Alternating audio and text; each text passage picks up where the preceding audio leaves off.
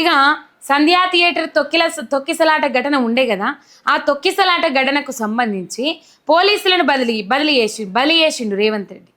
రాజకీయ కక్ష కోసం, రాజకీయ స్వార్థం కోసం, సినీ ఇండస్ట్రీని ఆయన చెప్పు చేతల్లో పెట్టుకోవడం కోసం ఎన్ని డ్రామాలు ఆడినరో అన్ని డ్రామాలు ఆడినరని ముచ్చట్లు బయటకు వచ్చినాయి. ఈ డ్రామాలు ఆడిన సందర్భంగా అప్పుడే పుష్ప సినిమా రిలీజ్ అయింది. రిలీజ్ ఈవెంట్లో పాపము ఒక కుటుంబానికి సంబంధించి 2 వ్యక్తులు జీవిడిచిండ్రు.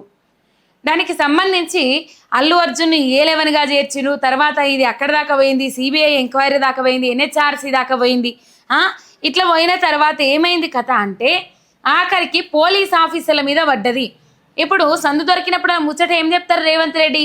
పోలీస్ ఆఫీసర్లు కానీ, గవర్నమెంట్ ఆఫీసర్లు కానీ, ప్రభుత్వ అధికారులు పెద్దలు చెప్పినట్టుంటే, ప్రభుత్వ నాయకులు చెప్పినట్టుంటే, పార్టీ నాయకులు చెప్పినట్టుంటే మీరు కటకటాల్లోకి వెళ్లాల్సి వస్తుంది అని చెప్పేసి, అంటే చెప్పినవన్నీ చెప్పిండు, వాళ్ళతోని తల ఊపించేటి అన్ని ఊపించిండు. ఇప్పుడు ఒక్కొక్కరిని ఇబ్బంది పెట్టే ప్రయత్నం చేస్తూ ఉన్నారా? పోలీస్ అన్నలైనా, ఏ అధికారులైనా, ఏ గవర్నమెంట్ ఆఫీసర్లైనా, ప్రభుత్వ యంత్రాంగంలో పనిచేసే ఎవరైనా మీ విధులు మీరు సక్రమంగా నిర్వర్తించుండ్రి.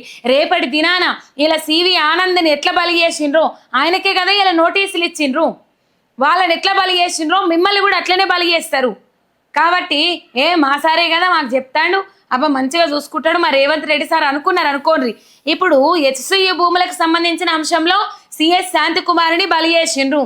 CS శాంతికుమారితో పాటు ఇంకా 12 మందిని జైల్లో వేస్తాము అని చెప్పేసి, 12 మందిని జైల్లో వేస్తామని చెప్పేసి సుప్రీంకోర్టు ధర్మాసనం కళాఖండిగా చెప్పేస్తుంది. తాత్కాలిక జైలు కట్టి అక్కడనే జైల్లో పెడతాం HCU భూములకు సంబంధించి. మీరు గనక కొట్టేసిన అడవుల పునరుద్ధరణ చేపట్టకపోతే అక్కడ CS శాంతికుమారినే బలి చేసిండ్రు, ఇక్కడ అధికారులను బలి చేస్తాండ్రు, CV ఆనంద్ను బలి చేస్తూ ఉన్నారు ఈ పుష్ప థియేటర్ ఘటనలో. మొత్తం మీద ఈ పరిస్థితి ఇక్కడ కనబడతా ఉన్నది. ఈ ముఖ్య అంశము పసిగట్టాల్సిన అవసరం ఉన్నది. అది ఎవరు? రేవంత్ రెడ్డి మాటలకు తలూపే ఆఫీసర్లు కానీ, ప్రభుత్వ యంత్రాంగంలో పనిచేసే నాయకులు కానీ.